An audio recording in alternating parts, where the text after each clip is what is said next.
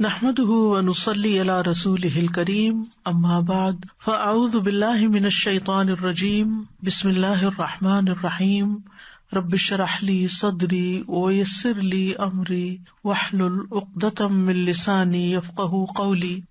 حج کے احکامات کے سلسلے میں آج ہم حج کے ارکان، واجبات اور سنن یعنی سنتوں کے بارے میں پڑھیں گے۔ یاد رہے کہ حج کے 4 رکن ہیں، 7 واجبات ہیں اور باقی سنتیں ہیں۔ رکن، واجب اور سنت کا فرق یہ ہے کہ اگر رکن فوت ہو جائے، ادا نہ ہو سکے تو حج نہیں ہوگا اور آئندہ سال دوبارہ حج کرنا ہوگا، یعنی حج ریپیٹ کرنا ہوگا اگر ایک رکن بھی رہ جائے۔ اور اگر حج کا کوئی واجب رہ جائے تو ایک بکرا ذبح کرنا ہوگا، دم دینا ہوگا۔ اور اگر کوئی جانور قربان کرنے کی استطاعت نہ رکھتا ہو تو اسے 10 روزے رکھنے ہوں گے، 3 ایام حج میں یعنی عشرہ ذوالحجہ، اور اگر اس میں نہ رکھ سکا یوم عرفہ سے پہلے تو پھر ایام تشریق میں، یہ ایام حج ہیں۔ یوم النحر جو عید کا دن ہے یا یوم عرفہ، اس دن روزہ نہیں رکھے گا لیکن باقی ایام میں رکھے گا۔ اور باقی 7 گھر پہنچ کر ضروری نہیں کہ وہ ذوالحجہ میں ہی رکھے، کیونکہ بعض حاجی ذوالحجہ کے اخیر میں یا ذوالحجہ کے بعد گھر پہنچتے ہیں، تو مثلاً محرم میں اگر کوئی پہنچا ہے تو محرم میں بھی رکھ سکتا ہے پھر۔ اور جو شخص حج کی سنتوں میں سے کسی سنت کو چھوڑ دیتا ہے تو اس کے ذمے کچھ لازم نہیں آتا۔ یہ الگ بات ہے کہ حج کا جو ثواب ہے یا درجہ ہے وہ کم ہو جائے گا۔ تو حج کے 4 ارکان ہیں۔ نمبر 1، حج کی نیت، احرام۔ یہ حج کی عبادت میں داخل ہونے کی نیت ہے۔ اس سے مراد محض احرام کا لباس ہی نہیں بلکہ دل کی نیت اور ارادہ مراد ہے۔ یعنی بعض لوگ احرام کا لفظ سنتے ہی وہ کپڑے کا جو احرام ہے وہ ذہن میں لے آتے ہیں کہ وہ احرام پہن لیا ہے۔ تو چاہے آپ لباس پہن لیں کوئی بھی، لیکن اگر دل سے نیت نہیں یا ارادہ نہیں تو حج نہیں ہوتا۔ صحیح بخاری کی حدیث ہے، بے شک اعمال کا دار و مدار نیتوں پر ہے، اور بے شک ہر انسان کے لیے وہی ہے جس کی اس نے نیت کی، یعنی وہی ملے گا جو نیت کر کے جائے گا۔ نہ صرف یہ کہ حج بلکہ تمام عبادات میں نیت کرنا نہایت ضروری ہے۔ وہ عبادت کی صحت کی شرط ہے۔ وہ عبادت اسی وقت ادا ہوگی، مکمل ہوگی جب اس میں نیت کی جائے گی، کیونکہ قرآن مجید میں آتا ہے وَمَا أُمِرُوا إِلَّا لِيَعْبُدُوا اللَّهَ مُخْلِصِينَ لَهُ الدِّينَ، اور انہیں اس کے سوا حکم نہیں دیا گیا کہ وہ اللہ کی عبادت کرے اس حال میں کہ اس کے لیے دین کو خالص کرنے والے ہوں، یعنی عبادت خالص اسی کے لیے کی جائے۔ حنفاء، ایک طرف ہونے والے ہوں، یہ نہیں کہ لوگوں کو بھی خوش کر رہے ہیں اور اللہ کو بھی خوش کر رہے ہیں اور ملی جلی چیزیں نہیں، صرف اور صرف اللہ کے لیے۔ اور نیت کے بغیر کوئی عبادت قبول نہیں ہوتی۔ سنن نسائی کی روایت میں ہے، ایک شخص نبی صلی اللہ علیہ وسلم کے پاس آیا، اس نے عرض کیا کہ اگر کوئی آدمی مال کے لالچ میں اور نام یعنی شہرت کے لیے جہاد کرتا ہے تو کیا اس کو کوئی ثواب ملے گا؟ تو رسول اللہ صلی اللہ علیہ وسلم نے فرمایا اس کو کسی قسم کا کوئی ثواب نہیں ملے گا۔ جو مال غنیمت حاصل کرنے جاتا ہے یا مال کمانے کی نیت سے جا رہا ہے یا پھر لوگوں کو دکھانے کے لیے کہ میں نے کتنے کارنامے سر انجام دیے۔ پھر اس آدمی نے 3 بار یہی سوال کیا تو رسول اللہ صلی اللہ علیہ وسلم نے یہی جواب دیا کہ ایسے شخص کے لیے کوئی اجر نہیں ہے۔ پھر فرمایا اللہ تعالیٰ صرف وہی عمل قبول کرتا ہے جو خالص اس کی رضا کے لیے ہو اور اس کے کرنے سے وہ صرف اسی کا چہرہ چاہتا ہو، یعنی اللہ تعالیٰ ہی کی خوشنودی پیش نظر ہو۔ لہذا جو شخص اس نیت اور ارادے سے حج کرے گا، گھر سے نکلے گا، اس کے راستے میں تکلیف آئے گی، مشکل آئے گی، مشقت آئے گی، وہ سب کچھ خوشی سے سہتا چلا جائے گا اور اس کا کسی سے تذکرہ نہیں کرے گا، کوئی لڑائی جھگڑا نہیں کرے گا اور بہت اچھے طریقے سے حج کرے گا، کیونکہ یہ حج وہ اللہ کے لیے کر رہا ہے، تو کسی بندے کے لیے نہیں کر رہا، کسی اور مقصد کے لیے نہیں کر رہا۔ تو جو جتنا بڑا ہوتا ہے اس کا حق بھی اتنا بڑا ہوتا ہے، اور اس کو جو چیز پیش کی جاتی ہے اس کی کوالٹی بھی اتنی ہی اچھی ہوتی ہے۔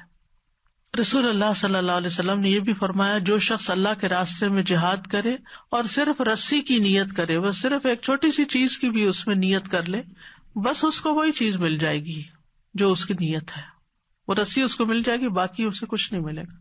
حالانکہ جہاد کیا ہے؟ اسلامی عبادات میں ذروۃ السنام ہی ٹاپ پر ہے، تو نیت کے بگاڑ کی وجہ سے بڑی سے بڑی نیکی بھی انسان کی ضائع ہو جاتی ہے، حقیر ہو جاتی ہے۔ ابن مبارک کہتے ہیں کتنے ہی بڑے بڑے عمل ہیں کہ نیت ان کو حقیر کر دیتی ہے۔ اس کی دلیل اس حدیث سے ہے، جس آدمی نے ہجرت کی تو یہ اعمال میں سے بہت بڑا عمل تھا، یعنی جہاد کے بعد ہجرت بہت بڑا عمل ہے، لیکن یہ عمل اس کی بری نیت کی وجہ سے حقیر ہو گیا اور اس کا اجر چلا گیا، فائدہ ہی کچھ نہیں ہوا۔ تو اس لیے حج کا پہلا رکن نیت کی درستگی اور اچھی نیت کے ساتھ حج کرنا، اللہ کی رضا کے لیے حج کرنا، اللہ کی عبادت کے لیے جانا اور کسی مقصد کے لیے نہیں جانا۔ نمبر 2، وقوف عرفہ، عرفہ میں وقوف کرنا، ٹھہرنا۔ سورۃ البقرہ کی آیت نمبر 198 میں اللہ تعالیٰ کا ارشاد ہے، لیس علیکم جناح ان تبتغوا فضلا من ربکم فإذا أفضتم من عرفات فاذكروا الله عند المشعر الحرام واذكروه كما هداكم وإن كنتم من قبله لمن الضالين۔ تم پر کوئی گناہ نہیں کہ اپنے رب کا کوئی فضل تلاش کرو، پھر جب تم عرفات سے واپس آؤ تو مشعر حرام کے پاس اللہ کو یاد کرو اور اس کو اس طرح یاد کرو جیسے اس نے تمہیں ہدایت دی ہے، اور بلا شبہ اس سے پہلے تم یقیناً گمراہوں میں سے تھے۔ جیسا کہ آپ جانتے ہیں کہ دور جاہلیت میں عرب، خاص طور پر قریش کے لوگ عرفات نہیں جاتے تھے، جبکہ باقی باہر سے آنے والے تمام قبائل کے لوگ عرفات میں جا کر ٹھہرتے تھے اور اس کو حج کا حصہ سمجھتے تھے، لیکن قریش اس کو اپنی شان کے خلاف سمجھتے تھے۔ تو اس لیے یہاں پر عرفات کا خاص طور پر ذکر کیا گیا کہ جب تم عرفات سے واپس آؤ، یعنی عرفات جانا ضروری ہے، وہاں سے واپس آ کر مشعر حرام کے پاس اللہ کو یاد کرو۔ ایک مشعر حرام ہے اور ایک مشعر حلال ہے۔ حرام سے مراد وہ علاقہ ہے جو حرم کے اندر آتا ہے، اور عرفات جو ہے وہ حرم کے اندر نہیں آتا، یعنی وہ حرم سے باہر ہے۔ تو وہاں سے جب تم آؤ تو پھر مشعر حرام میں، یعنی کہ حرم میں داخل ہو کر جو مخصوص جگہ ہے وہاں پر اللہ کو یاد کرو، یعنی وہاں بھی اللہ کا ذکر کرو۔ تو بہرحال حج عرفہ میں وقوف کا نام ہے۔ رسول اللہ صلی اللہ علیہ وسلم عرفہ میں وقوف کر رہے تھے اور عبد الرحمن بن یامر ان کے پاس آئے، اور اہل نجد میں سے بھی کچھ لوگ آپ کے پاس آئے۔ انہوں نے کہا، اللہ کے رسول حج کیسے ہے، یعنی حج کس کو کہا جاتا ہے؟ کیف الحج؟ فقال الحج عرفہ، تو آپ نے فرمایا حج تو عرفہ کے دن ہی ہے، یعنی یہ اس کا اہم ترین رکن ہے، اور جو شخص میدان عرفات پہنچ گیا اس کا حج پورا ہو گیا۔ رسول اللہ صلی اللہ علیہ وسلم نے ایک شخص کو حکم دیا اور اس نے پکار کر لوگوں کو بتایا کہ حج تو عرفات کا دن ہے، الحج یوم عرفہ۔ جو شخص مزدلفہ کی رات میں، یعنی عرفہ کا دن گزار کے جو رات آتی ہے وہ مزدلفہ میں گزاری جاتی ہے، مزدلفہ کی رات میں فجر کی نماز سے پہلے پہلے عرفات پہنچ گیا، اس کا حج پورا ہو گیا۔ بعض اوقات ایسا بھی ہو سکتا ہے نا کہ کسی وجہ سے کوئی ٹریفک بلاک ہو جائے یا کوئی اور مسئلہ پیش آ جائے کہ آپ دن کو نہ پہنچ سکے، اب آپ اپنے گھر سے گئے ہیں، اپنا سب کچھ چھوڑ کے گئے، اپنا سب مال خرچ کیا ہے، لیکن جس مخصوص وقت پر وہاں پہنچنا تھا وہاں نہیں پہنچ سکے۔ یعنی زوال شمس کے بعد سے عرفہ کا وقوف شروع ہوتا ہے، تو آپ مغرب تک نہیں وہاں پہنچ سکے، تو مغرب کے بعد بھی آپ وہاں جا سکتے ہیں، حج ہو جائے گا، آپ کے پاس پوری رات ہے۔ لیکن اگر مؤذن نے اللہ اکبر کہہ دی اور اس کے بعد آپ داخل ہوئے تو پھر آپ کا حج نہیں ہوگا۔ تیسری چیز ہے طواف افاضہ، اس کو طواف زیارہ بھی کہا جاتا ہے۔ اللہ سبحانہ وتعالیٰ قرآن مجید میں فرماتے ہیں وَلْيَطَّوَّفُوا بِالْبَيْتِ الْعَتِيقِ، انہیں چاہیے کہ قدیم گھر کا طواف کریں۔ تو طواف زیارہ حج کا رکن ہے، اگر یہ رکن رہ جائے، یہ طواف نہ ہو کسی کا تو حج نہیں ہوتا، یعنی اس کا کوئی بدل نہیں کہ کوئی کہے کہ چلے میں اس کے بدلے میں قربانی کر دوں، دم دے دوں، نہیں، حج نہیں ہوگا۔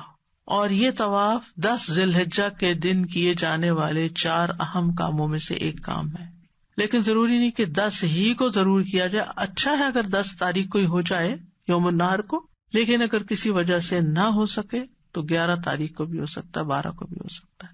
کیونکہ اس میں عورت کا حیض سے پاک ہونا ضروری ہے، لہٰذا اگر وہ 10 تاریخ کو پاک نہیں ہے تو باقی سارے کام وہ حیض کی حالت میں کر سکتی ہے، کنکریاں مار سکتی ہے، اپنے بال کٹوا سکتی ہے، قربانی دے سکتی ہے، لیکن طواف جو ہے وہ پاک ہو کر کرے گی. لہٰذا جس دن وہ پاک ہوگی، چاہے اگلے دن یا 4-5 دن کے بعد، تو وہ اس وقت طواف کر لے گی. امام نووی کہتے ہیں کہ علماء کا اجماع ہے کہ یہ حج کا رکن ہے اور اس کے بغیر حج نہیں ہوتا. نبی صلی اللہ علیہ وسلم نے 10 ذی الحجہ کو ہی طواف افاضہ کیا تھا. ابن عمر کہتے ہیں کہ نبی صلی اللہ علیہ وسلم نے قربانی والے دن طواف افاضہ کیا، پھر لوٹ کر مینا میں ظہر کی نماز پڑھی، یعنی ظہر سے پہلے طواف کر کے بھی واپس لوٹ گئے. چوتھا رکن صفا مروہ کی سعی ہے. حدیث میں آتا ہے، حبیبہ بنت ابی تجرات سے روایت ہے کہ ہم لوگ قریش کی کچھ خواتین کے ساتھ دار ابو حسین میں داخل ہوئے. اس وقت نبی صلی اللہ علیہ وسلم صفا مروہ کے درمیان سعی فرما رہے تھے، اور دوڑنے کی وجہ سے آپ کا ازار گھوم جاتا تھا، یعنی وہ گرین لائٹس کے بیچ کا جو ایریا ہے وہاں پر دوڑنا ہوتا ہے نا. اور نبی صلی اللہ علیہ وسلم سعی کرتے جا رہے تھے اور صحابہ سے فرما رہے تھے سعی کرو، کیونکہ اللہ نے تم پر سعی کو واجب قرار دیا ہے. حج تمتع کرنے والے 2 سعی کریں گے، ایک جب عمرہ کریں گے اس وقت کی سعی، اور دوسرے جب وہ حج کریں گے. لیکن حج افراد والے ایک ہی سعی کریں گے. جب وہ حج کریں گے تو مینا سے واپس آ کر یوم النحر کو طواف کر لیں گے اور ساتھ سعی کر لیں گے. حج قران والے بھی ایک سعی کریں گے، کیونکہ ان کا حج اور عمرہ ایک ہی احرام میں ہوتا ہے، تو دونوں کے لیے ایک سعی کافی ہو جائے گی. حج تمتع کرنے والے طواف افاضہ کے بعد حج کی سعی کریں گے، یعنی پہلے طواف کریں گے پھر سعی کریں گے، جبکہ اس سے پہلے وہ عمرے کی سعی کر چکے ہوں گے جب عمرہ کیا انہوں نے. حج افراد اور قران والے اگر پہلے سعی کر چکے ہیں، یعنی عمرے کے ساتھ انہوں نے سعی کی، پھر حج کے لیے گئے، اب واپس آ کے صرف طواف کریں گے، دوبارہ سعی نہیں کریں گے. جابر بن عبداللہ سے روایت ہے، وہ کہتے ہیں کہ نبی صلی اللہ علیہ وسلم اور آپ کے صحابہ نے صفا اور مروہ کے درمیان ایک ہی بار سعی کی تھی، یعنی پہلی بار طواف قدوم یا طواف عمرہ کے ساتھ. تو یاد رکھیے ان 4 ارکان میں سے اگر کوئی ایک رکن بھی ادا نہیں ہوتا تو ایسے شخص کا حج ہی نہیں ہوتا، اس سے نہ کوئی دم، کوئی فدیہ، کچھ بھی قبول نہیں ہوگا، اس کو آئندہ حج دوبارہ کرنا ہوگا. اس کے بعد حج کے واجبات کا ذکر ہے. حج کے 7 واجبات ہیں. نمبر 1، میقات سے احرام باندھنا. احرام بذات خود ایک رکن ہے، یعنی اوپر جو نیت کی بات ہوئی اور احرام کی بات ہوئی، یعنی احرام کا پہننا جو ہے یہ حج کا رکن ہے، لیکن میقات سے باندھنا واجبات میں سے ہے. ٹھیک. عبداللہ بن عمر سے روایت ہے کہ ایک آدمی نے مسجد میں کھڑے ہو کر عرض کیا، اللہ کے رسول، آپ ہمیں کس جگہ سے احرام باندھنے کا حکم دیتے ہیں؟ تو آپ نے فرمایا، مدینہ والے ذوالحلیفہ سے، اہل شام جحفہ سے، نجد والے قرن المنازل سے احرام باندھے. یعنی ہر طرف سے آنے والوں کا میقات مختلف ہے اور اس کا فاصلہ بھی مختلف ہے. دوسری چیز جو واجبات میں سے ہے وہ ہے زوال آفتاب کے بعد مغرب تک عرفات میں وقوف کرنا. یہ واجب ہے. جو شخص زوال آفتاب کے بعد وقوف کرے گا اس کے لیے لازم ہے کہ غروب آفتاب تک یہیں ٹھہرے، یعنی یہ سارا وقت یہیں گزارنا ہوگا، یہاں سے نہیں نکلے گا. وقوف عرفہ حج کا رکن ہے. خطبہ عرفہ کے بعد سے اگلے دن فجر سے پہلے تک اس کا وقت ہے، یعنی وقوف کرنے کا. جس نے مغرب سے پہلے وقوف شروع کیا اس کے لیے واجب ہے کہ مغرب تک وہیں رہے، لیکن اگر کوئی بعد میں بھی جاتا ہے تو اس کا حج ہو جائے گا. عبد الرحمن ابو یامر الدیلی بیان کرتے ہیں کہ رسول اللہ صلی اللہ علیہ وسلم نے ایک شخص کو حکم دیا اور اس نے پکار کر کہا حج تو عرفات کا دن ہے، کیونکہ آپ نے حکم دیا تھا کہ پکار کے کہو. جو شخص مزدلفہ کی رات میں فجر کی نماز سے پہلے یہاں آ گیا اس کا حج پورا ہو گیا. تیسرا واجب ہے رات مزدلفہ میں گزارنا، یعنی عرفات سے واپس ہو کر سیدھے مینا نہیں جانا بلکہ مزدلفہ میں ٹھہرنا. تو جو چاند کے غروب ہونے سے پہلے مزدلفہ پہنچ جائے اس نے یہ رکن ادا کر لیا. غروب ہونے کا کیا مطلب ہے؟ یعنی رات گزرنے سے پہلے. بعض علماء کے نزدیک مزدلفہ میں رات گزارنا حج کے ارکان میں سے ایک رکن ہے جس کے بغیر حج صحیح نہیں ہوتا، یعنی بعض علماء کا یہ خیال بھی ہے. ابن قیم کا رجحان اسی طرف ہے. وہ اس آیت کو دلیل بناتے ہیں، فَإِذَا أَفَضْتُم مِّنْ عَرَفَاتٍ فَاذْكُرُوا اللَّهَ عِندَ الْمَشْعَرِ الْحَرَامِ. تو یہاں عرفات کا ذکر اور مشعر حرام کا ذکر ایک ہی آیت میں ہوا ہے، لہٰذا وہ کہتے ہیں کہ عرفات میں وقوف کے علاوہ رات مزدلفہ میں گزارنا بھی فرض ہے۔ عروہ بیان کرتے ہیں کہ میں مزدلفہ میں وقوف کے وقت رسول اللہ صلی اللہ علیہ وسلم کی خدمت میں حاضر ہوا اور عرض کیا، اے اللہ کے رسول، میں جبل طئی سے آیا ہوں، میں نے اپنی سواری کو ہلکان کیا ہے اور اپنے آپ کو بہت تھکایا ہے، اللہ کی قسم میں نے کوئی ٹیلا یا پہاڑ نہیں چھوڑا مگر اس پر وقوف کیا ہے، تو کیا میرا حج ہو گیا؟ رسول اللہ صلی اللہ علیہ وسلم نے فرمایا، جس نے ہمارے ساتھ یہ فجر کی نماز پا لی یعنی مزدلفہ میں، اور اس سے پہلے وہ رات میں یا دن میں عرفات میں حاضر ہو چکا، تو اس کا حج پورا ہو چکا اور اس نے اپنا میل کچیل دور کر لیا، یعنی اس کے بعد وہ احرام سے نکل آئے گا مینا میں جا کر جو مخصوص کام کرنے کے بعد۔ چوتھی چیز ہے ایام تشریق کی راتیں مینا میں گزارنا، ٹھیک ہے، یہ بھی واجبات میں سے ہے۔ سورۃ البقرہ کی آیت نمبر 203 میں آتا ہے، وَاذْكُرُوا اللَّهَ فِي أَيَّامٍ مَّعْدُودَاتٍ فَمَن تَعَجَّلَ فِي يَوْمَيْنِ فَلَا إِثْمَ عَلَيْهِ وَمَن تَأَخَّرَ فَلَا إِثْمَ عَلَيْهِ لِمَنِ اتَّقَىٰ وَاتَّقُوا اللَّهَ وَاعْلَمُوا أَنَّكُمْ إِلَيْهِ تُحْشَرُونَ۔ گنتی کے چند دنوں میں اللہ کو یاد کرو، پھر جو 2 دنوں میں چلا جائے جلدی اس پر کوئی گناہ نہیں۔ کہاں سے چلا جائے؟ مینا سے۔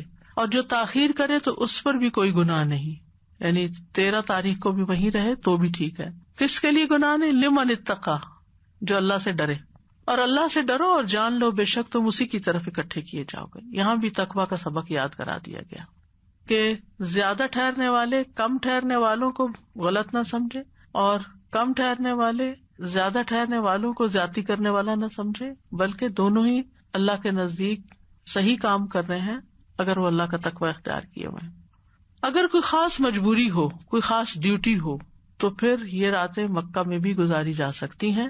جیسے اس زمانے میں حاجیوں کو پانی پلانے کی ذمہ داری کچھ مخصوص لوگوں پر ہوتی تھی، تو انہوں نے جانوروں کو چرانا ہوتا تھا، تو وہ پھر ایام تشریق کے دنوں کی راتیں مینا میں گزارنے کی بجائے مکہ میں چلے جاتے تھے رات کو پانی پلانے کے لیے۔ اور ایام تشریق جو ہیں یہ 11، 12 اور 13 ذوالحجہ ہے۔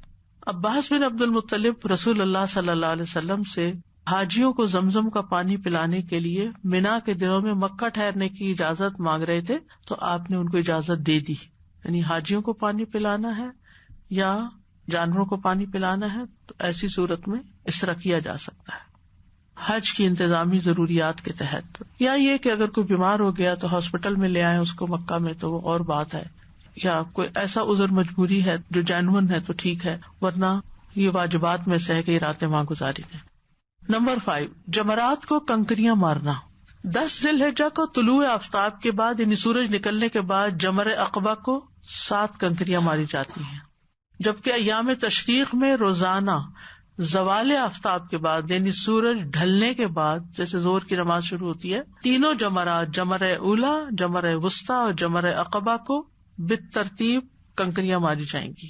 جابر رضی اللہ عنہ کہتے ہیں رسول اللہ صلی اللہ علیہ وسلم نے قربانی والے دن چاشت کے وقت یعنی سورج نکلنے کے بعد جب وہ کافی اوپر آ جاتا ہے، گرمی ہو جاتی ہے، جمرہ عقبہ کو جو پیچھے والا ہے اس کو کنکریاں ماری، اور بعد کے دنوں میں سورج کے ڈھلنے کے بعد کنکریاں ماری۔ 10 تاریخ کو صبح ماری اور 11، 12 اور 13 کو لیٹر آن آفٹر زوال شمس۔ حضرت عائشہ کہتی ہیں کہ آپ ایام تشریق کی راتیں مینا میں ٹھہرے، سورج ڈھلنے کے بعد جمرات کو کنکریاں مارتے، ہر جمرے کو 7 کنکریاں مارتے اور ہر کنکری کے ساتھ اللہ اکبر کہتے۔ پہلے اور دوسرے جمرے کے پاس کافی لمبی دیر رکتے، اپنی عاجزی اور تضرع کا اظہار کرتے، دعائیں مانگتے، پھر تیسرے جمرے کو کنکریاں مارتے مگر اس کے پاس نہیں رکتے تھے، اور یہی سنت ہے، یعنی اسی طرح ہی کرنا چاہیے۔ لیکن عام طور پہ لوگوں کو نہیں پتا ہوتا، وہ بس ایک کو مار کے بھاگتے ہیں، دوسری طرف وہاں سے بھاگتے ہیں، تیسری طرف، اور پھر نکل جاتے ہیں کہ شکر ہے کام پورا ہو گیا۔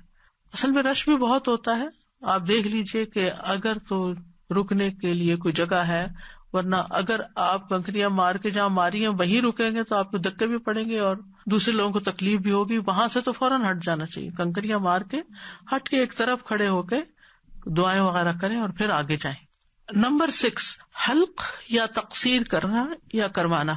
حلق کہتے ہیں سر منڈوانے کو، اور تقصیر کہتے ہیں بال کتروانے کو، ٹرم کرنے کو۔ قربانی کے بعد مردوں کے لیے حلق واجب ہے، جبکہ عورتیں صرف بال کتروائیں۔ سورۃ الفتح میں آتا ہے لَتَدْخُلُنَّ الْمَسْجِدَ الْحَرَامَ إِنْ شَاءَ اللَّهُ آمِنِينَ مُحَلِّقِينَ رُؤُوسَكُمْ وَمُقَصِّرِينَ، تم انشاءاللہ مسجد حرام میں امن کے ساتھ داخل ہوگے اور اس وقت تم سر منڈاؤ گے اور بال کتراؤ گے۔ ابو ہریرہ کہتے ہیں کہ رسول اللہ صلی اللہ علیہ وسلم نے فرمایا اللہم اغفر للمحلقین قالوا وللمقصرین قال اللہم اغفر للمحلقین قالوا وللمقصرین قالها ثلاثا وقال وللمقصرین۔ آپ نے فرمایا اللہ سر منڈانے والوں کو بخش دے۔ لوگوں نے عرض کیا اور بال کترانے والوں کو؟ آپ نے فرمایا اللہ سر منڈانے والوں کو بخش دے۔ لوگوں نے عرض کیا اور بال کترانے والوں کو؟ آپ نے یہ 3 مرتبہ فرمایا، پھر فرمایا چوتھی دفعہ بال کترانے والوں کو۔ تو اس سے یہ پتہ چلتا ہے کہ شیو کرنا سر کی افضل ہے، اور شیو کرنے والوں کے لیے رسول اللہ صلی اللہ علیہ وسلم کی 3 مرتبہ بخشش کی دعا ہے۔ صرف مردوں کے لیے، عورتیں تو کترائیں گی۔ نمبر 7، طواف وداع۔ طواف وداع حج کے واجبات میں سے ہے۔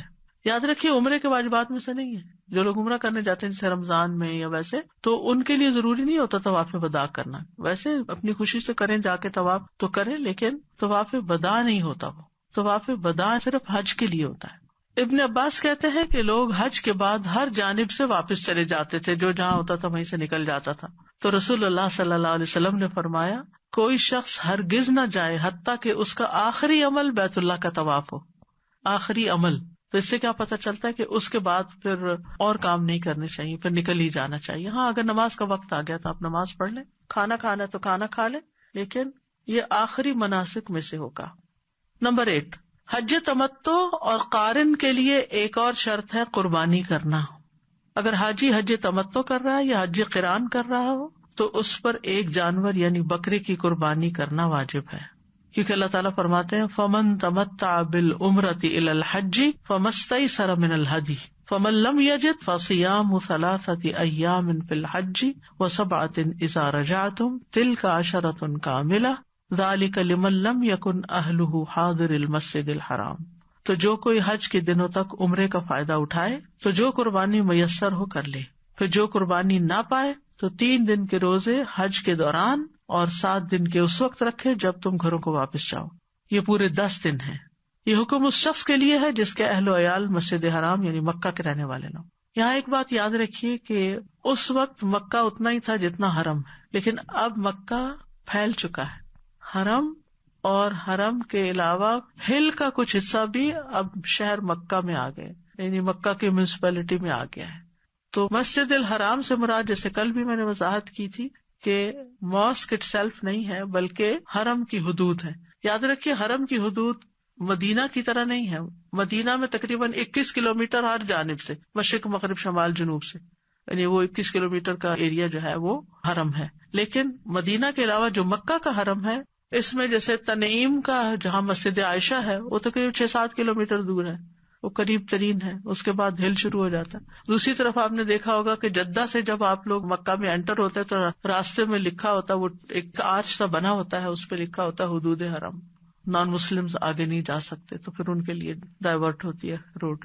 تو اسی طرح جورانہ کی طرف ہے، مجھے ایگزیکٹلی یاد نہیں کتنے مائل ہے وہاں، یعنی کہ حرم ختم ہو جاتا ہے اور اس کے بعد میقات آ جاتی ہے۔ شاید کسی میپ پر ہم دیکھ سکیں کہ حرم کا علاقہ کتنا ہے۔ تو پھر علماء کہتے ہیں کہ مسجد الحرام سے مراد حرم کا علاقہ ہے، اور بعض نے اس میں وسعت کی کہ سارا مکہ شامل ہے، اور بعض نے کہا کہ وہاں تک جہاں تک نماز قصر نہیں ہوتی، یعنی جو مکہ سے اتنے فاصلے پر علاقہ ہے جہاں تک جانے سے نماز قصر نہیں ہوتی، تو وہ بھی اس میں شامل ہوتا ہے کہ جو اس علاقے کے رہنے والے ہوں ان پر روزے نہیں ہیں۔ ٹھیک ہے، اگر وہ قربانی نہیں کر سکتے تو ان پہ روزے نہیں ہیں، اگر قربانی کر لیں تو اچھا، نہیں کر سکتے نہ کریں، لیکن روزے نہیں۔ لیکن جو باہر سے آیا ہے آفاقی ہے وہ پھر روزے رکھے گا۔ تو واجبات میں سے کوئی چیز چھوٹ جائے، یہ جو 7 واجبات آپ کو بتائے گئے ہیں، تو ان کے بدلے ایک جانور قربان کرنا ہوگا، اور جانور کی قربانی دینے سے حج مکمل ہو جائے گا، حج ادا ہو جائے گا۔ اور جو جانور قربان کرنے کی طاقت نہ رکھے تو 10 دن کے روزے رکھے گا، 3 حج کے دنوں میں اور 7 حج سے واپس جا کر اکٹھے بھی رکھ سکتے ہیں، اور 1 دن کے بعد 1 دن بھی رکھ سکتے ہیں، اپنی سہولت کے مطابق رکھ سکتے ہیں، لیکن رکھنے ہوں گے۔ اب ہے حج کی سنتیں، یعنی ارکان اور واجبات کے علاوہ کچھ اور کام بھی کرنے ہوتے ہیں جن کو مسنون کام کہا جاتا ہے. اس میں طواف قدوم، عرفہ والی رات منا میں گزارنا، یعنی 8ویں ذی الحجہ کو منا میں رات گزارنا.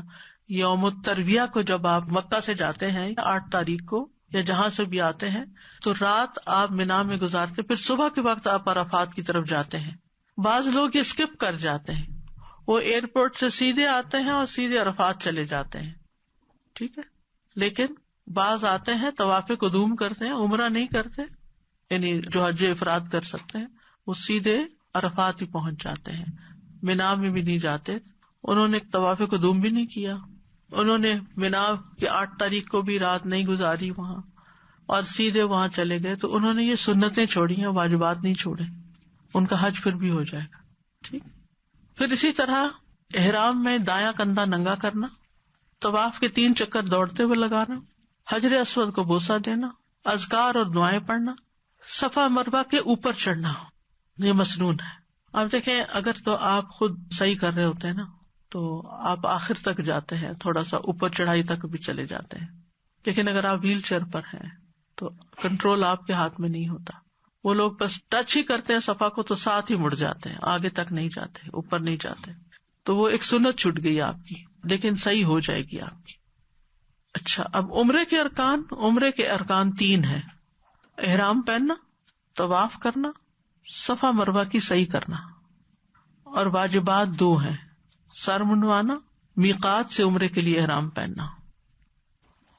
جی ایسا یہ جو ہے واجبات میقات سے احرام باندھنا، تو اس میں یہ ہے آپ نے کہا تھا کہ واجبات میں اگر کوئی چیز رہ جائے تو ہمیں دم دینا ہوگا.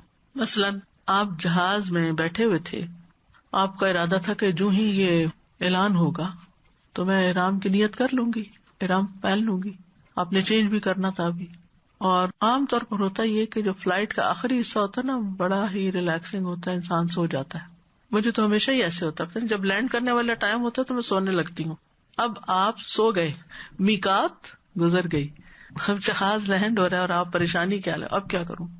احرام تو آپ نے پہن لیا لیکن میقات گزر گئی آپ کی، اب آپ کو دم دینا ہوگا. ٹھیک ہے، کوئی بھی وجہ ہو سکتی ہے، انسان کو پتہ نہ چلے، بھول جائے، سو جائے، کوئی اور وجہ ہو. بعض اوقات ایسا ہوتا ہے بھول کے لگیج میں پیک ہو جاتے. کچھ لوگوں کے ساتھ یہ بھی ہوتا ہے کہ وہ لگیج میں پیک کر کے چلے گئے، اب وہ تو آپ جدہ میں اتریں گے تو پھر لگیج کھولیں گے تو پھر آپ احرام نکالیں گے، آپ کی میقات تو گزر گئی. آپ تو باہر سے آ رہے تھے، آپ کی میقات جدہ نہیں، آپ کی میقات تو یلملم تھی. اگر پاکستان سے مثلاً آ رہے ہیں یا جدھر سے بھی جا رہے ہیں تو وہ اعلان کرتے ہیں کہ اب میقات 5 منٹ میں آ رہی، 10 منٹ میں آ رہی ہے. تو وہ وقت بڑا کروشل ہوتا ہے، اس وقت میں سونا نہیں چاہیے. جیسا دوسرا کوشچن یہ جیسے آپ نے کہا نا دل کی نیت اور ارادہ، تو یہ نیت ایگزیکٹلی جیسے جو لوگ یہاں سے جا کے پھر بیک ہوم جا کے پھر سعودیہ جاتے ہیں، تو یہ نیت ہمیں کب کرنی؟ وہ نیت تو آپ کی شروع سے ہی ہو گئی کہ ہم حج کرنے جا رہے ہیں. ٹھیک ہے نا، لیکن وہ جو ایک فارمل نیت ہوتی ہے نا، اللہم حجۃ لا ریاء فیہا ولا سمعہ، احرام پہن کر اس وقت آپ ایک فارمل طریقے سے بول کے کہتے ہیں، وہ پھر ایک اور کوشچن یہ کہ یہ جو طواف افادہ کا نا اس کے لیے تھوڑی سی کنفیوژن ابھی ہو رہی ہے کہ جیسے وہی بات ہے بینگ فیمیل، جیسے کچھ اگر ایسی سچویشن ہو جائے یا فلائٹ اس طرح کی ہوں تو چونکہ اب یہ چیز لوگوں کے اپنے کنٹرول میں نہیں رہی، تو بعض علماء یہ کہتے ہیں کہ عورت اپنے آپ کو یعنی پیک کر کے اور پھر طواف کر جائے. یعنی لیٹسٹ یہ فتویٰ بھی آیا ہے، واللہ عالم. پہلے زمانے میں تو یہ ہوتا تھا نا کہ لوگ رک جاتے تھے کہ جب تک عورت پاک نہ ہو، تو پھر ان کے اپنے ہاتھ میں ہوتا تھا کہ کس دن ہم چلے جائیں. اگر سارا قافلہ جا بھی رہا ہے تو وہ کسی اور قافلے میں شریک ہو گئے، حج پورا کر کے. اب یہ فلائٹس اپنے کنٹرول میں ہی نہیں ہے، اور بعض اوقات اچانک 1-2 دن پہلے شروع ہو جاتا ہے، یا یہ کہ پاک نہیں ہو پا رہے. تو ایسی صورت میں پھر اگر زندگی میں اللہ موقع دے تو ریپیٹ کر لیا جائے حج تو بہتر ہے، لیکن اس رخصت سے بھی فائدہ اٹھایا جا سکتا ہے. تو اساسا اگر آپ ٹیبلٹس وغیرہ اس طرح کے لے لیں تو لے سکتے ہیں، لیکن ڈاکٹر سے کنسلٹ کر کے لیں کہ آپ کی ہیلتھ کس طرح کی ہے، آپ کو سوٹ بھی کریں گی. کیونکہ بعض لوگ ٹیبلٹ لے لیتے ہیں اور الٹا اور لمبا ہی کام پڑ جاتا ہے. یہ بھی تو اس لیے سوچ سمجھ کے یہ بھی کریں. جی اچھا. اساسا ایک اور آپ نے کہا تھا کہ جو مزدلفہ کی مارننگ سے جیسے مارننگ سے پہلے بھی عرفہ میں آ کے ہو گیا کسی تو اس کا حج ہو جائے گا، لیکن پھر چونکہ واجبات مس ہوا تو پھر دم دینا ہوگا. یعنی کہ اس کا واجب مس ہو گیا جی، تو پھر دم حج ہو جائے گا، لیکن حج ہو جائے گا، لیکن دم دینا ہوگا. استاد سر نیت کے حوالے سے سوال تھا، اگر جہاز میں بیٹھتے کے ساتھ ہی نیت کر لیں، میقات کا انتظار کرنا ہے کہ میقات پہ ہی کریں یا تھوڑی دیر پہلے کر لیں؟ نہیں کر سکتے ہیں، یعنی جس وقت وہ کہتے ہیں نا 15 منٹ میں میقات آ رہی ہے تو آپ تیار ہو جائیں اس وقت اور اسی وقت نیت آپ کر لیں. عورتیں تو احرام کے ساتھ ہی بیٹھتی ہیں نا، ان کا تو ہاں لیکن وہ ایک ہوتا ہے نا کہ جیسے اپنے آپ کو ریفریش کرنا. مثلا آپ کی نماز کی نیت ہے، آپ جا رہے ہیں مسجد کی طرف نماز کی طرف، لیکن جب آپ مصلی پہ کھڑے ہوتے ہیں تو اس وقت جو نماز شروع کرنے کی نیت ہے، تو اسی طرح یعنی حج یا عمرہ شروع کرنے کی جو نیت ہے اس میں داخل ہو رہے ہیں تو میقات پر کرنا جو ہے وہ اپنے معنی رکھتا ہے، اگرچہ دل میں تو پہلے سے ہی ہے. تو یہ جو ماسک بھی ہم پہن سکتے ہیں؟ نہیں پہن سکتے، کمپلسری نہیں ہے نا. اگر گورنمنٹ کی طرف سے کمپلسری ہو اور آپ کے پاس چوائس نہ ہو پھر تو ٹھیک ہے، لیکن اگر آپ اپنی چوائس سے ماسک پہن رہے ہیں تو آپ کو دم دینا ہوگا. لیکن خواتین ساکس پہن سکتی ہیں اور مرد حضرات ٹخنوں سے نیچے تک ساکس پہن سکتے ہیں، یعنی ٹخنے ننگے ہونے چاہیے. استاذہ جی یہ جو آپ نے مینشن کیا کہ ایام تشریق میں راتیں مینا میں گزارنی ہے، تو کچھ لوگ جیسے ہوٹل ان کو ملے ہوتے ہیں، سامان ہوتا ہے تو وہ دن میں ادھر کسی ضرورت سے یا بعض اوقات نہانے کے لیے چلے جاتے ہیں، تو یہ ٹھیک ہے مطلب رات مغرب تک آنا ضروری ہے؟ آ کے رات ادھر گزارے، اور اگر دن میں آپ طواف کرنا چاہتے ہیں، تھوڑا حرم میں بیٹھنا چاہتے ہیں، وہاں بیٹھ کے کوئی تلاوت وغیرہ کرنا چاہتے ہیں تو آپ حرم میں آ سکتے ہیں، ہوٹل جا سکتے ہیں، جا کر نہا دھو کے کپڑے وغیرہ دھو کے اپنے کام کاج کر کے کھانا وانا کھا کے پھر دوبارہ واپس آ جائے رات گزار کے. دوسرا میرا یہ تھوڑی کلیریفیکیشن، میں اصل میں ایپ بھی دیکھ رہی ہوں جو حج عمرہ کی ایپ ہے، اس میں لکھا ہوا ہے کہ جو رمی ہونی ہے 11، 12، 13 کو آپ نے کرنی ہے، لیکن اگر آپ 12 کی تاریخ کو غروب سے پہلے نکل جاتے ہیں مینا سے تو ٹھیک ہے، لیکن اگر غروب شروع ہو گیا تو پھر آپ پہ 13 کی رمی واجب ہو جائے گی. مطلب اگر 12 پہ چلے گئے تو پھر 13 کی ضروری نہیں ہے کرنی؟ نہیں، لیکن اگر آپ کو مغرب وہیں ہو گئی رش کی وجہ سے آپ نکل ہی نہیں سکے تو پھر آپ کو رکنا پڑے گا ادھر رات، اور اگلے دن کر کے رمی پھر جائیں گے. اچھا ٹھیک ہے. یعنی اگر فار ایگزامپل 12 کو ہم آ جاتے ہیں مینا سے نکل جاتے ہیں مغرب سے پہلے، تو پھر جا کے 13ویں کی کر سکتے ہیں رمی؟ ضرورت نہیں ہے. ضرورت نہیں. ایک چیز اور یہ طواف قدوم کیا ہے؟ جیسے میں نے کہا نا کہ کچھ لوگ حج افراد کرتے ہیں جس میں عمرہ نہیں ہوتا. قدوم کا کیا مطلب ہوتا ہے؟ ارائیول پر طواف کر رہے ہیں. ٹھیک ہے، جو لوگ حج تمتع کرتے ہیں ان کا طواف قدوم عمرے میں شامل ہے، جو قران کرتے ہیں ان کا بھی ہو گیا. لیکن جو افراد کرتے ہیں وہ اگر پہلے طواف کر کے پھر جاتے ہیں مینا عرفات تو ٹھیک ہے، اور اگر نہیں بھی کرتے اسکپ کر جاتے تو سنت ہے، ڈائریکٹ بھی جا سکتے ہوں. نقاب تو ویسے ہی نہیں پہننا. اس کے لیے جو احرام ہے اس میں آپ ایک بڑا دوپٹہ لے. ایک تو اسکارف ہے نا، اسکارف تو بہت چھوٹا ہوتا ہے، اس میں تو پھر آپ کے لیے مشکل ہو جاتی ہے، لیکن اگر کاٹن کا بڑا دوپٹہ لے لے تو اس پہ اگر آپ یوں اس کو جیسے بکل مارنا ہوتا ہے نا، تو بکل مار کے اس کا جو ایک حصہ نا پلو وہ لمبا چھوڑ دیں، اس کے ساتھ آپ اس کو آگے کر لیں جب مرد وغیرہ سامنے ہو، نہیں تو پیچھے ہٹا دیں. حج بدل کیا چیز ہے؟ بدل کہتے ہیں کسی کے بدلے کچھ کرنا کسی کے لیے.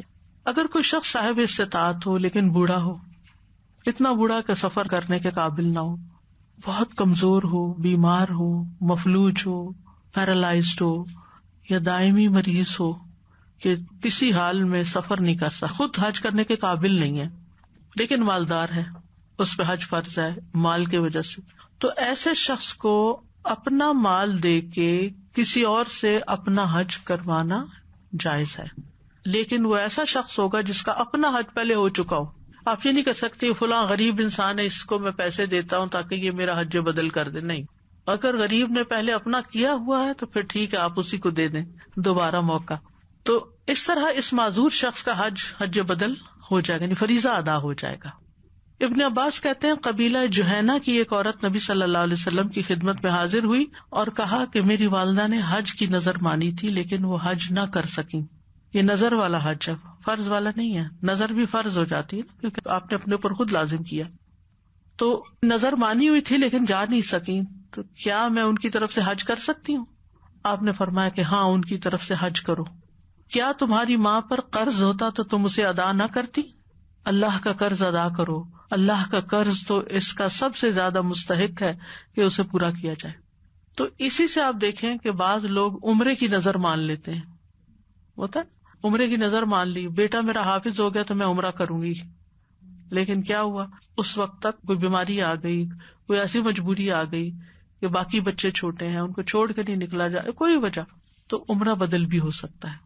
ٹھیک ہے، کیونکہ بعض لوگ پھر کہتے ہیں اب ہم نے نظر مانی تھی، اب ہم کیا کریں، نظر کیسی پوری کریں، چھوڑ ہی دیتے ہیں، نظر پوری نہیں کرتے. تو یہ بھی گناہ کا کام ہے کہ آپ نظر مانے اور نظر پوری نہ کریں. اگر کوئی بھی طریقہ نہ ہو نظر پوری کرنے کا تو پھر قسم توڑنے کا کفارہ دینا ہوتا ہے. ٹھیک، پھر اس سے انسان نکل آتا ہے نظر سے. لیکن نظر مان کے ایسے ہی اس کو نہیں چھوڑ دینا چاہیے کہ مجبوری ہے اب نہیں پوری ہو سکتی. تو حج بدل کے کچھ خاص ضابطے، احکامات، قاعدے ہیں. پہلی بات یہ کہ کن کی طرف سے حج نہیں کیا جا سکتا، یہ یعنی حج بدل کس کا نہیں ہوتا. کسی ایسے شخص کی طرف سے حج بدل نہیں ہوگا جس میں خود حج کرنے کی طاقت ہو، جو خود جا سکتا ہو اور صرف ویسے ہی حج کی مشقت سے بچنے کے لیے کہ بہت بھاری سفر ہے میں نہیں جا سکتا، کسی کو بھیج دیتا ہوں اپنی جگہ، ایسے نہیں ہو سکتا. ابن قدامہ کہتے ہیں اس بات پر اجماع ہے کہ فرض حج کی طاقت رکھنے والے شخص کی طرف سے کوئی دوسرا حج نہیں کر سکتا. ابن منذر کہتے ہیں جس پر حج فرض ہو اور اس کے ادا کرنے کی طاقت بھی رکھتا ہو تو اس کی طرف سے کیا جانے والا حج کفایت نہیں کرے گا. اسی طرح مجنون کی طرف سے بھی نہیں ادا ہوگا کیونکہ اس کے افاقے کی امید کی جا سکتی، ہو سکتا ہے کسی وقت ٹھیک ہو جائے. تو جب تک وہ مجنون ہے اس پر قلم ساکت ہے، ابھی اس پہ حج فرض ہی نہیں ہے ایک طرح سے. جب وہ ٹھیک ہوگا تو پھر حج کر لے گا، نہیں ہوا تو کوئی بات نہیں. قیدی کی طرف سے حج بدل نہیں کیا جا سکتا کیونکہ امید ہے وہ قید سے باہر آ جائے. فقیر کی طرف سے بھی حج بدل نہیں کیا جا سکتا کہ میری بہن بہت غریب ہے وہ نہیں کر سکتی تو میرے پاس پیسے ہیں میں اس کے لیے حج کر دوں، یہ نہیں ہو سکتا کیونکہ وہ کل کو غنی ہوگی، صاحب استطاعت ہوگی تو خود کر سکتی. یعنی جہاں پاسبلٹی ہو کہ اس شخص کے حالات بدل سکتے ہیں تو جب اس کے حالات بدلیں گے، جب وہ صاحب استطاعت ہوگا تو وہ چلا جائے گا. محض مالی حیثیت کے ہونے کی وجہ سے وہ کسی اور سے حج نہیں کروائے گا. ٹھیک، اب کن لوگوں کی طرف سے حج کیا جائے گا؟ ایسے بیمار جن کے صحت یاب ہونے کی امید ہی نہ ہو، کبھی ٹھیک نہیں ہو سکتے، یا پھر بدنی طور پر عاجز ہو، یا میت کی طرف سے حج بدل ہوگا جو دنیا سے جا چکا. امام نووی کہتے ہیں جمہور علماء اس بات کے قائل ہیں کہ حج میں میت اور شفا یابی سے مایوس عاجز کی جانب سے نیابت کی جا سکتی. اس کو نیابت کہتے ہیں، نائب بنانا، کسی کو وکیل بنانا اپنا. انتہائی ضعیف اور بوڑھے شخص کی طرف سے حج بدل کیا جا سکتا ہے. ایک مرتبہ نبی صلی اللہ علیہ وسلم کی خدمت میں ابو رزین حاضر ہوئے. عرض کیا میرے والد انتہائی ضعیف اور بوڑھے ہو چکے ہیں، حج اور عمرے کی طاقت نہیں رکھتے، نہ ہی ان کے اندر عورت کی خواہش ہے. آپ نے فرمایا پھر تم ان کی طرف سے حج بھی کرو اور عمرہ بھی کرو، یعنی بہت ہی بوڑھے ہیں تو ٹھیک ہے. اسی طرح فوت شدہ کی طرف سے عبداللہ بن بریدہ اپنے والد سے روایت کرتے ہیں، وہ کہتے ہیں کہ ایک بار میں رسول اللہ صلی اللہ علیہ وسلم کے پاس بیٹھا ہوا تھا. آپ کے پاس ایک عورت آئی اور بولی میں نے اپنی والدہ کو ایک لونڈی بطور صدقہ دی تھی اور والدہ فوت ہو گئی ہیں. آپ نے فرمایا تمہارا اجر واجب ہو گیا اور وراثت نے وہ لونڈی تمہیں لوٹا دی، یعنی واپس تمہارے پاس آ گئی، تم ماں کی وارث تھی. اس نے پوچھا اللہ کے رسول ان کے ذمے ایک ماہ کے روزے تھے، کیا میں ان کی طرف سے روزے رکھوں؟ آپ نے فرمایا ہاں تم ان کی طرف سے روزے رکھ دو. وہ بھی ہو گیا، روزہ بدل ہو گیا، یعنی ان کے حصے کا روزہ رکھ دیا، فرض ادا ہو گیا ان کا. اس نے پوچھا انہوں نے کبھی حج نہیں کیا تھا، کیا میں ان کی طرف سے حج کروں؟ آپ نے فرمایا تم ان کی طرف سے حج بھی کرو. بہت ہی نیک بیٹی تھی، پہلے ماں کو ایک خادمہ دی، پھر اس کے بعد ان کے روزے رکھے، پھر اس کے بعد ان کی طرف سے حج کیا. کم ہی اولاد ایسی ہوتی ہے جو اتنا خیال رکھنے والی ہو. بہرحال یہ یاد رکھیے کہ جس نے اپنا حج کر رکھا ہو وہی دوسرے کے لیے حج کر سکتا ہے، حج بدل کر سکتا ہے. یعنی جب تک اپنا حج نہ کیا ہو وہ کسی دوسرے کی طرف سے حج نہیں کر سکتا. ابن عباس کہتے ہیں کہ نبی صلی اللہ علیہ وسلم نے ایک شخص کو سنا، وہ کہہ رہا تھا لبیک ان شبرما، میں شبرما کی طرف سے حاضر ہوں. آپ نے پوچھا شبرما کون ہے؟ اس نے کہا میرا بھائی ہے. آپ نے پوچھا کیا تم نے اپنی طرف سے حج کر لیا؟ اس نے کہا نہیں. آپ نے فرمایا پہلے اپنا حج کرو پھر شبرما کی طرف سے کرنا. اسی طرح عورت مرد کی طرف سے اور مرد عورت کی طرف سے حج کر سکتا ہے. یعنی مثلاً بیٹی باپ کا حج بدل کر سکتی ہے اور مثلاً شوہر بیوی کی طرف سے کر سکتا ہے. نبی صلی اللہ علیہ وسلم نے قبیلہ خثعم کی عورت کو حکم دیا تھا کہ وہ اپنے والد کی طرف سے حج کر لے، اور نبی صلی اللہ علیہ وسلم نے ایک شخص کو اپنی والدہ کی طرف سے حج کرنے کا حکم دیا تھا. تو دونوں دلائل ملتے ہیں. اور ایک دوسرے شخص کو اپنے والد کی طرف سے حج کرنے کا حکم دیا تھا. تو میل میل کی طرف سے، فیمیل میل کی طرف سے، میل فیمیل کی طرف سے حج کر سکتے ہیں. ایک حج ایک ہی شخص کی طرف سے ہوگا. یہ نہیں ہو سکتا کہ وہ میری نانی نے بھی نہیں کیا تھا، دادی نے بھی نہیں کیا تھا، تو میں چاہتی ہوں ان سب کا میں اس دفعہ کراؤں. ایسے نہیں ہو سکتا. باری باری ہوگا. ہاں اگر آپ تمتع کر رہے ہیں تو ایک کی طرف سے عمرہ کر سکتے ہیں اور ایک کی طرف سے حج کر سکتے ہیں، یعنی دونوں چیزیں ایک کی طرف سے کرنے کی بجائے ایک کی طرف سے ایک کی طرف سے ایک ہو سکتا ہے، بشرطے کہ اس نے اپنا پہلا حج یا عمرہ کیا ہوا ہو.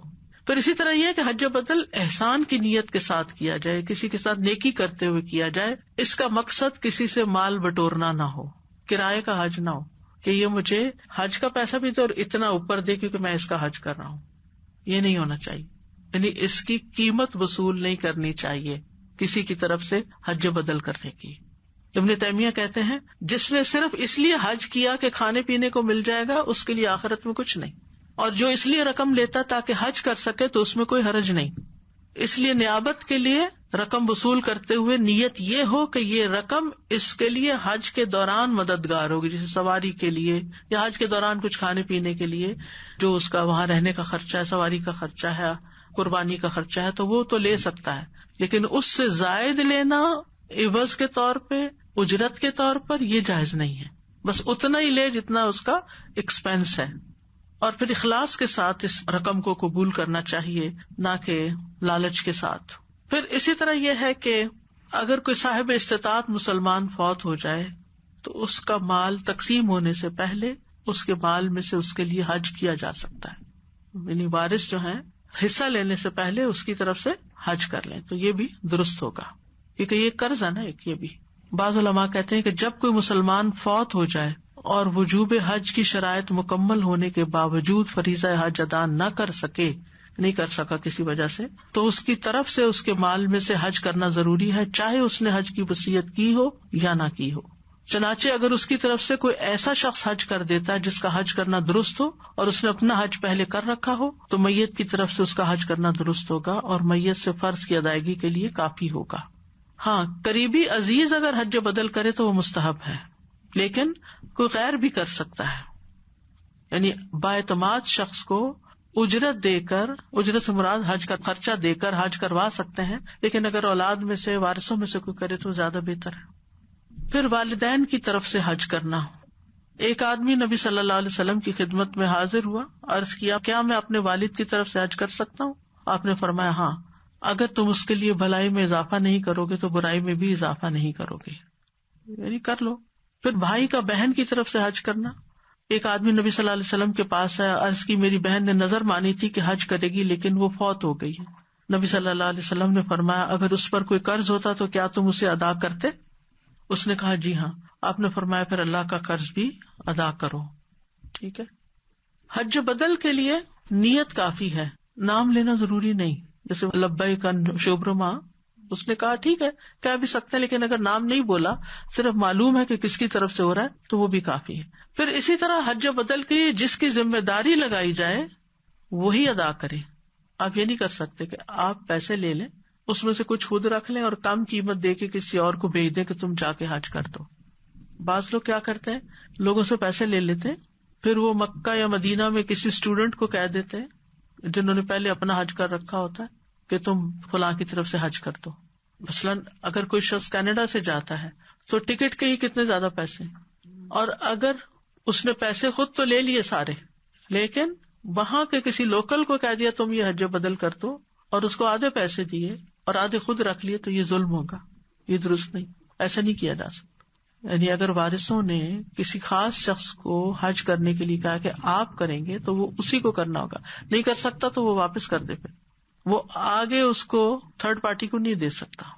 ابن عثیمین کہتے ہیں جو شخص کسی دوسرے کی طرف سے حج بدل کر رہا ہو اس کے لیے جائز نہیں کہ وہ اس رقم کو کم میں یا زیادہ میں دے کر کسی دوسرے سے حج کرائے جب تک وہ اس سے اجازت نہ لے لے جس کی طرف سے وہ حج کر رہا ہے.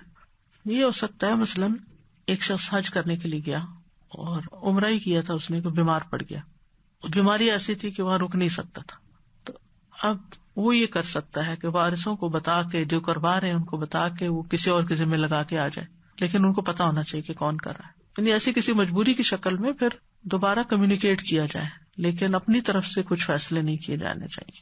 حج بااعتماد اور امانت دار لوگوں سے کروانا چاہیے جن کو حج کرنا بھی آتا ہو، مناسک کے حج کا علم ہو، تاکہ دل مطمئن ہو کہ اس نے صحیح کام کیا. یہ نہیں کہ وہ حج کرنے چلے رہے اس کو پتہ ہی نہ ہو کہ حج کیسے کرتے ہیں. حج بدل کرنے والے کو بھی اتنا ہی ثواب ملے گا جتنا وہ جس کے لیے کر رہا ہے اس کو ملے.